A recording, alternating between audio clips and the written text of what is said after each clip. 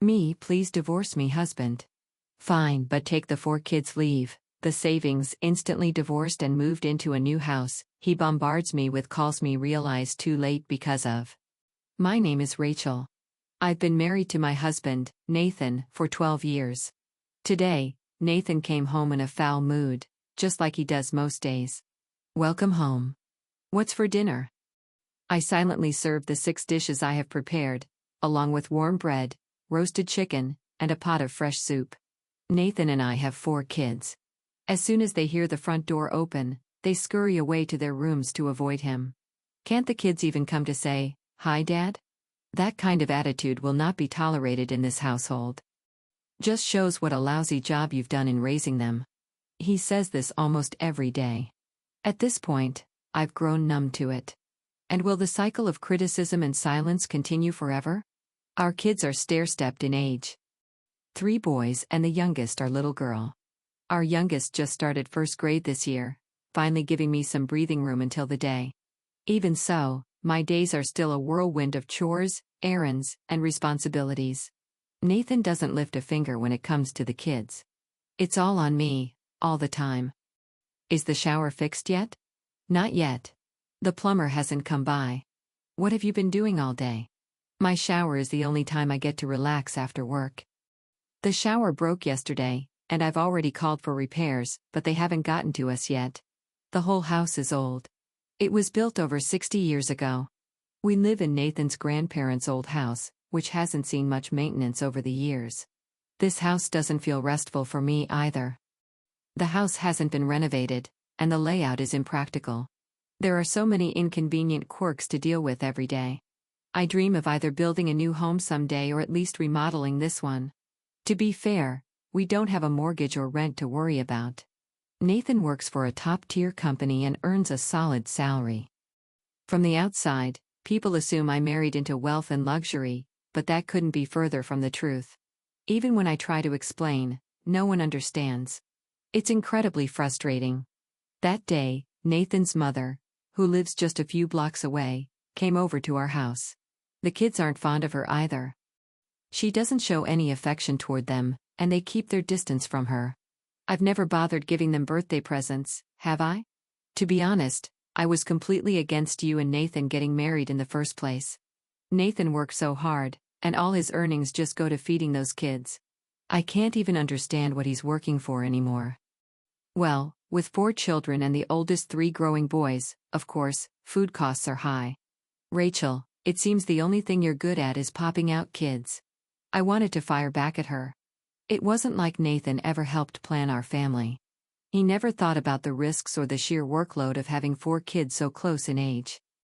I understand that men don't always get it, but a little compassion would have made a world of difference. Maybe I wouldn't feel this bitter toward Nathan if he had just shown me some kindness.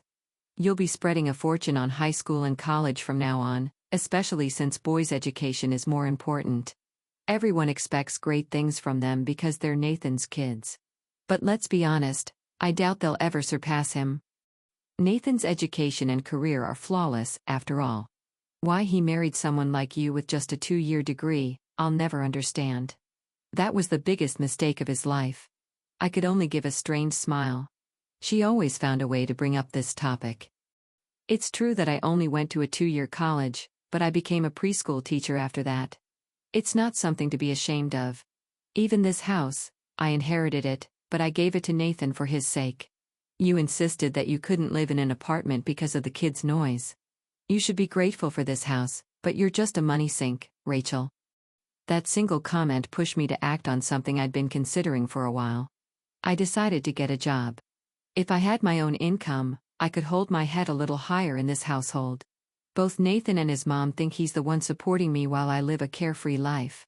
They couldn't be more wrong. Nathan has no clue how much money he actually earns or how much he wastes using his credit cards. He gives me $2,000 a month for all household expenses, and I have to stretch that money to cover everything. With 4 growing kids, I have to use that money for food, school activities, and every other expense. Nathan may earn more than most people his age, but I didn't have even a single dollar of my own to spend freely. The thought of paying for their future education made the situation even more urgent. but I hadn't worked in years, and I knew my options would be limited. When I talked to my mom, she mentioned that her younger sister, my Aunt Jessica, was looking for someone to help her out. Jessica's place might be flexible about the kids. It could be a good fit. But I don't know how much she'll be able to pay you. I'm not worried about the pay. Isn't Aunt Jessica in the fashion business? That's right. She runs an online store. She first asked me to help, but, I'm hopeless when it comes to technology. So I turned her down, but I think you could really help her out. I'd love to try. I called Aunt Jessica immediately, and without any formalities, she welcomed me to help her with her business. When I told Nathan about it, he was predictably against the idea. You working? Don't make me laugh. A job isn't something you do as a side hobby. But the kids are a little older now, and I thought it might help with the household budget. Oh, don't insult me. My paycheck covers everything we need. What could you possibly contribute? You wouldn't even make a dent in our finances. Even so, I want to try. I've been raising kids my entire life. I want to see what else is out there. You'll give up in no time, but fine. If you let housework slide even once, you're quitting. I promised him I would keep everything at home in order. I had already discussed this with Aunt Jessica and made it clear that family would come first. Understood. And so I was finally given a chance to explore a new world. I'd only ever worked as a preschool teacher, and I had no sense of fashion. I wasn't sure if I could handle it. But if someone like me, whose world had been confined to the house, this felt like an adventure. I was genuinely excited. My work at Aunt Jessica's home office finally began. Since she runs an online business, there were no other employees. Jessica wanted to expand her operations, and she said she needed someone with fresh ideas and energy. I wasn't sure if I could handle the job. After all, I wasn't exactly young anymore. But Jessica welcomed me warmly and enthusiastically. Rachel, I want you to take charge of the children's clothing section. I don't have kids myself, but you do, so you're perfect for this. You have first-hand experience with this, and the timing couldn't be better. Children's clothes? Kids' clothes are expensive, and they outgrow them so fast.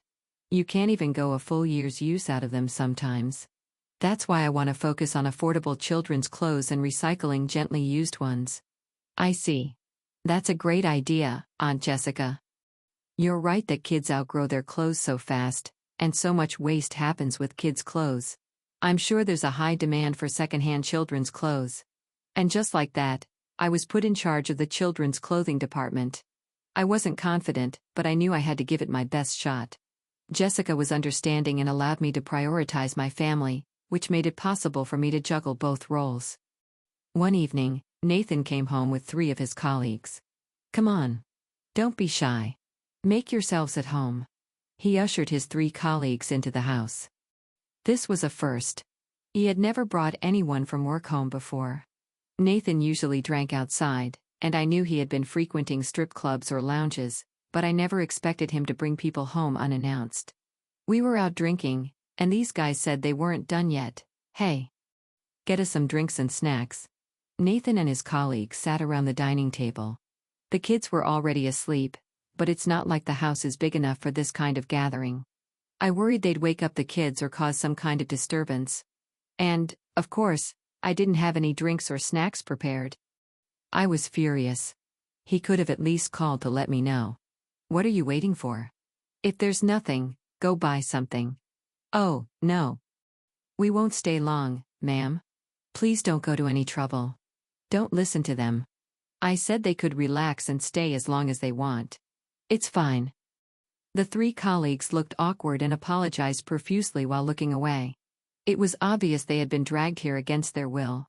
To avoid further escalation, I ran to the nearest grocery store to pick up some drinks and snacks. When I got back, I quickly served the refreshments. You guys better think carefully about who you marry.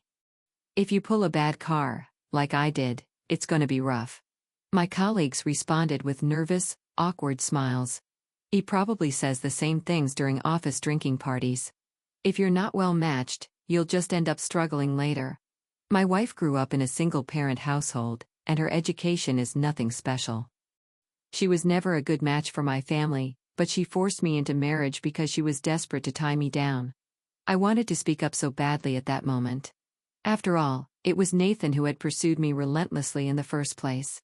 He was in his mid-30s at the time, panicking as all his friends were getting married. I eventually gave in to his persistence, and 3 months into dating, I found out I was pregnant.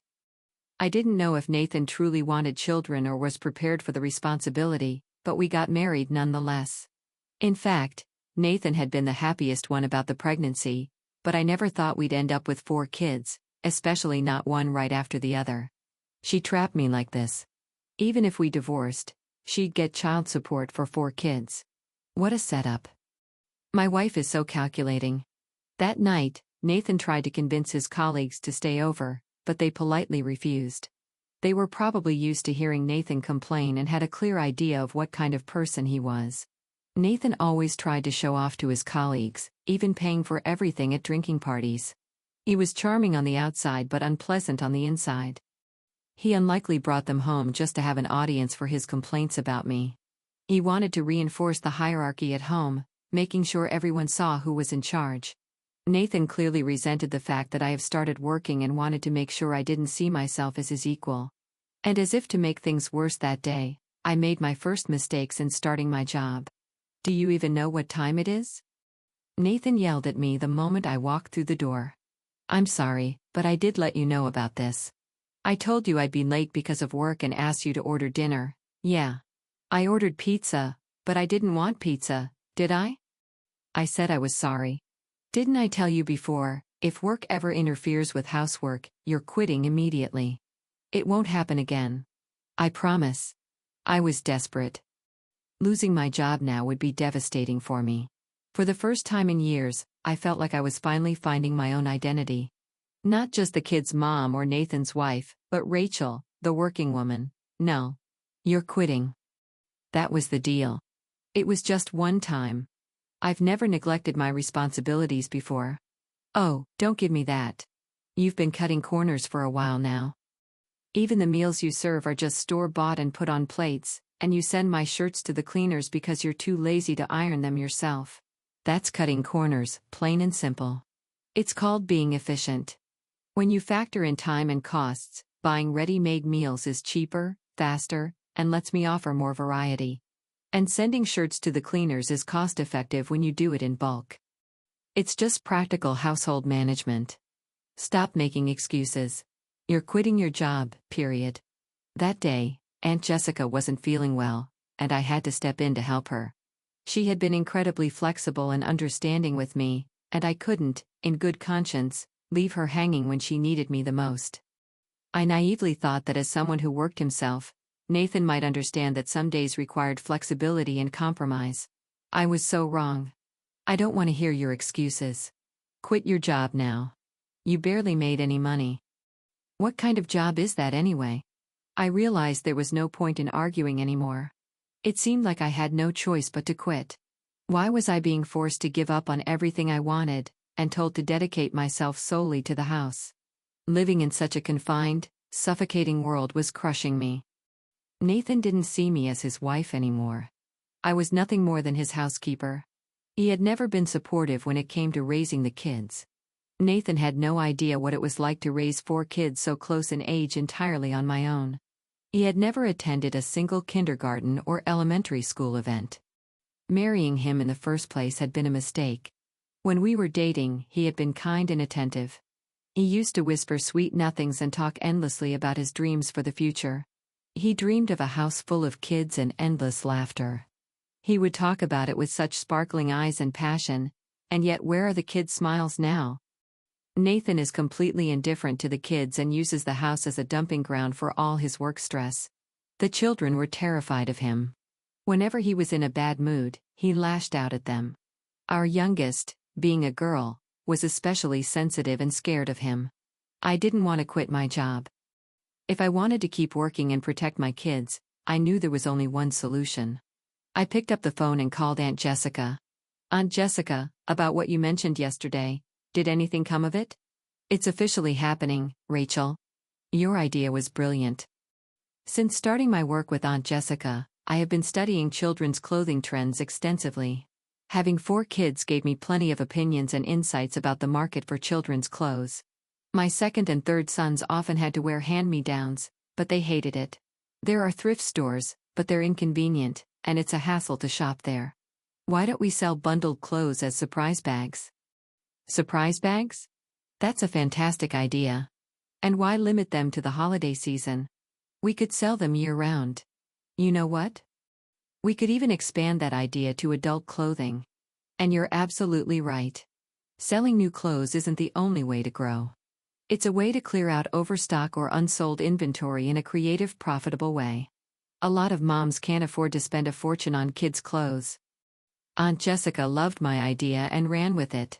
She even struck a deal with an overseas supplier to make it happen. Jessica was thrilled. If this worked, it could be huge. That success gave me the courage to make a monumental decision. It was the most exhilarating moment I'd had in 12 years. Nathan, I need to talk to you about something important. What is it? I don't want to deal with anything annoying. I want a divorce. Nathan froze. To him, this must have seemed completely out of the blue. He probably didn't think that there were any warning signs at all. Or maybe just turned a blind eye to them. And the truth is, I think I made this decision a long time ago. I handed him the divorce papers. All that's left is for you to sign and date this. Nathan looked like he was trying to process everything as quickly as possible. It took him a moment to find the words, but eventually, he spoke. Are you sure about this? Do you understand what this means for your future? He was visibly shaken. It was as though he couldn't bear the silence and needed to say something, anything. You're the one asking for this, so don't come crawling back to me later. I won't take you back. Take the kids, but leave the savings. That's my hard-earned money. I could tell he was putting up a front. His pride must have been deeply wounded. After all, this was coming from the very woman he has spent years belittling and looking down on. You're not even going to ask why? You'll come running back soon enough. The world isn't kind. Just because you worked a little part-time job, don't think you're suddenly capable of anything. Don't get cocky. I know, but I believe my future will be happier without you, for me and for the kids. That night, I woke up the kids, and the 5 of us walked out of the house. There may be hardships ahead of us, but I'll work harder than I ever have before. As long as I have the 4 of you, I'm confident that I'll make it through anything. Life might get inconvenient, but I can't live with your father anymore. When I told them this, they understood. Knowing they wouldn't have to transfer schools was a big relief for them. Kids are sensitive to change, but life without Nathan would be better for them too. We moved into a brand new house Aunt Jessica had built for us. It was a 2-family home. My mom and Aunt Jessica lived upstairs, while the kids and I had the entire first floor to ourselves. The house was sparkling new with modern amenities, and the kids were thrilled. They were especially excited about how clean and modern the bathrooms were. We now had 2 toilets and 2 sinks. No more morning chaos. It was worlds apart from Nathan's rundown house. I'm not one to brag, but this new place was practically luxurious in comparison. Rachel, we're so happy to have you here. Are you sure it's okay to spoil me like this? Your mom told me bits and pieces about Nathan, but now that you're divorced, my sister and I will do everything we can to make sure the kids never feel lonely. Thank you so much. And so our new life began. Every day, I was filled with joy, spending time with my kids and having meaningful work. Why hadn't I done this sooner? Idea that divorce is such a bad thing feels so outdated now. These days, 1 in 3 marriages ends in divorce. Men like Nathan, with their domineering attitudes, are a dying breed in this age of supportive hands-on dads. If Nathan keeps living that way, his old age will be a lonely one. I doubt the kids will ever reach out to him. The damage he's done to their perception of him as a father is irreversible. The way they laugh and thrive now is all the proof I need. If there's one thing I can thank Nathan for, it's giving me these 4 wonderful kids.